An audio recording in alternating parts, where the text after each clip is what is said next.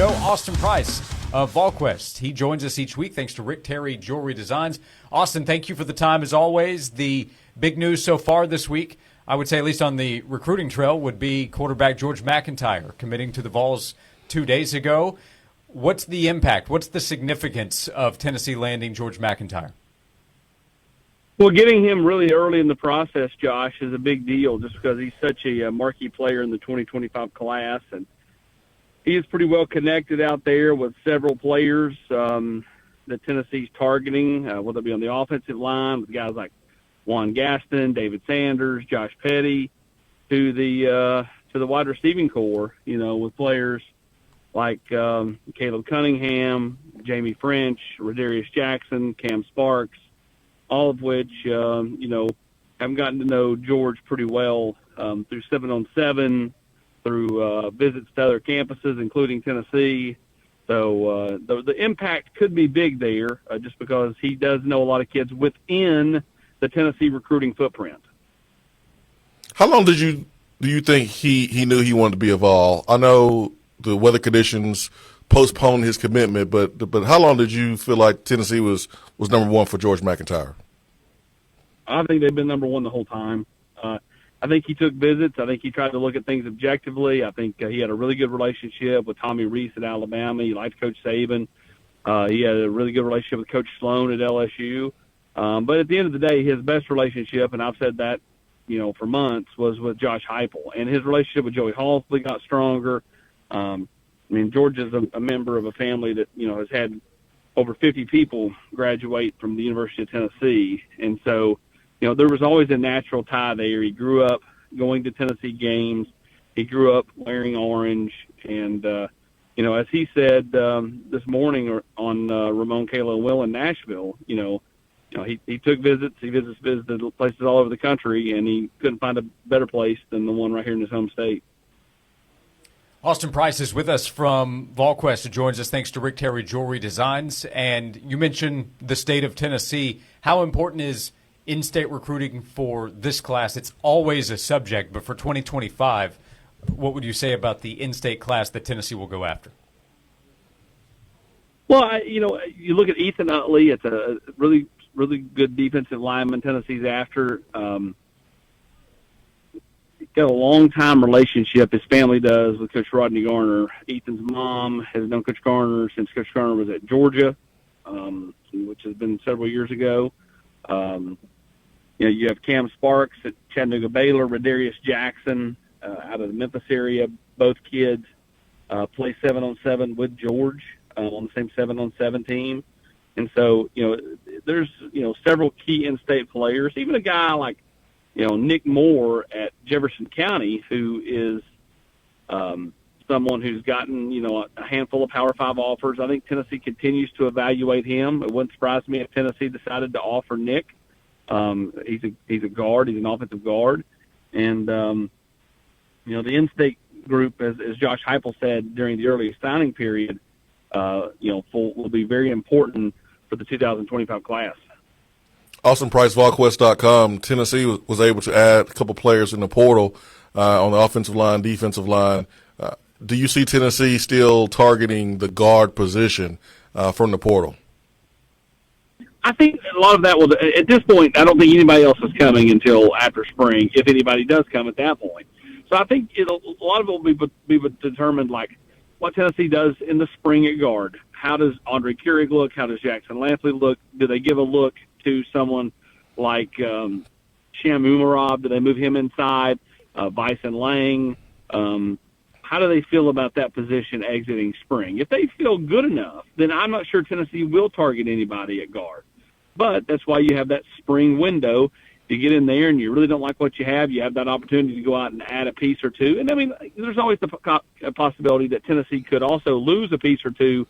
I don't think anybody have any significance, but I think, there are kids that are like, I'm going to go through spring at Tennessee, see where I'm at, and then if I don't feel like I'm in a good spot, then I'll leave, right? Like, there are kids like that all over the country at Ohio State and Georgia and Alabama that want to give it one more go in spring to see if they've improved, see if they can move up the roster. So I think that's kind of the movement you'll see in the spring window is a lot of it will be determined by the health of the position, kind of where you're at from a depth standpoint and all of that. We had Matt Moscona on last week, and I asked him about where the LSU collective ranks or fits with the rest of the collectives in college football. And he said around the middle tier, a group of 30, there's the elite 10 collectives around the country, and then there's the next tier. You put LSU in the next tier. Where would you put Tennessee's collective, Spire and Volunteer Club? Well, I think that is like, I don't think you can really rank them because no one knows exactly what each team is spending. No one knows exactly what each team has. Some of it could be smoke and mirrors where it looks like somebody's strong. They're really not that strong. They're kind of making it month to month. Some of them could be kind of sitting there on a war chest of a ton of money and you just don't know it, right? I mean, there's so much unknown. I don't think you can accurately rank any of it. Like, I think any of the rankings to me are kind of funny just because, I mean, it's like you don't know what anybody has. Yeah. I mean, Tennessee obviously looks like they have a pretty strong collective, right? But like, does anybody know how much money Tennessee has? Does anybody know how much money Alabama has? A&M? I mean, everybody thought, well, that Texas oil money will be huge. Well, it started to show up a little bit this cycle with Texas going big, but like, has it really showed up, elsewhere? I mean, look at A&M. They had that one big recruiting class that Jimbo said, oh, they all came just for the love of the Aggies. And then they all left, right? So, like, I guess the rankings part of it to me is funny. I think Tennessee's collective is a really good collective. I think they do a really nice job. It benefits a ton of athletes on Tennessee's campus in all sports. But I mean, as far as ranking, who knows? I mean, Tennessee could have the number 1 collective. They could have the number 13 collective, and I don't think you can know for sure. And so, the biggest thing is the collective at each school paying dividends for said school. And I think what you can look at with Tennessee's roster is I don't think you've not really lost anybody of super value. Tyler Barron would be the one that you lost, but he went to Louisville. I mean, that's a basketball school at the end of the day, right? They're dabbling in football a little bit more with Jeff Brom.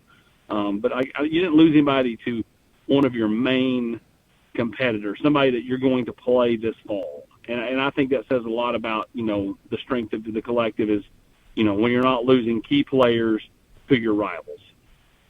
Austin Price, Volquest, what do you think of Tennessee's interior defensive line with the guys who decided to come back with the addition this past weekend, bringing in a transfer from Stanford? How does that make Tennessee's interior look for next year on the defensive line? I think Tennessee's interior defensive line for 24 is really, really strong. I think because of the addition of Jackson Moy, the 25 interior defensive lineman is stronger. Not stronger than 24, but it's stronger than it was going to be. Like, I think the addition of Moy and Hurd last weekend were big. Yeah, they're going to help in 24, and it's a big deal for this coming fall. But I think it's substantially bigger for 25 when you can't bring Cooper Mays back. You can't bring John Campbell back, and you can't bring Javonte Spraggins back, and you can't bring Omari Thomas and Omar Norman Lott. And I mean, like, the Band-Aid will get ripped off, right? Like, there's no additional year for any of those guys I just named. And so you need players that will be here in 25, and that's why Hurd and Moy are so big. And but, yeah, I mean, the interior part of the defensive line I think will be a real point of strength this year. And then you add in the growth of James Pierce. You add in the growth of a guy who I think the coaches were extremely high on and until he got hurt back in fall camp, and that was Tyree Weathersby. I think that, we'll see what kind of movement Josh Josephs has this fall or this spring and throughout this winter. I think all that will pay dividends for Tennessee's defense this fall. Yeah, what have you heard about Weathersby and his recovery from the injury before this past season, and any other injury notes, guys dealing with injuries from this past fall and where they'll be over the next few months trying to get ready for 2024?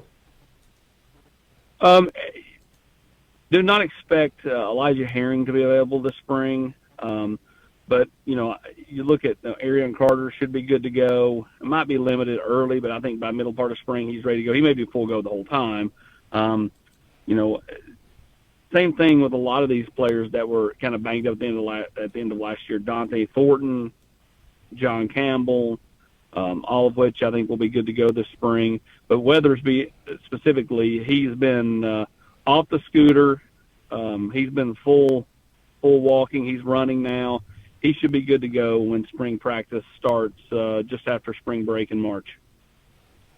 Austin, before you go, we went through the All-Star, All-American circuit here recently for the 2024 signees. Some good performances that I noticed. What stood out to you? Any takeaways from those games, those practice runs that they went through against some of the best players around the country? Yeah, Jordan Ross has he dominated at the Under Armour and the Polynesian Bowl. That definitely looks like a really good get for Tennessee. I mean, when you start thinking about Pierce, Josephs, Herring, all of a sudden rolling into Ross, that outside Leo position, this pass rusher, looks like a real point of strength under Tim Banks, Rodney Garner, Josh Heupel.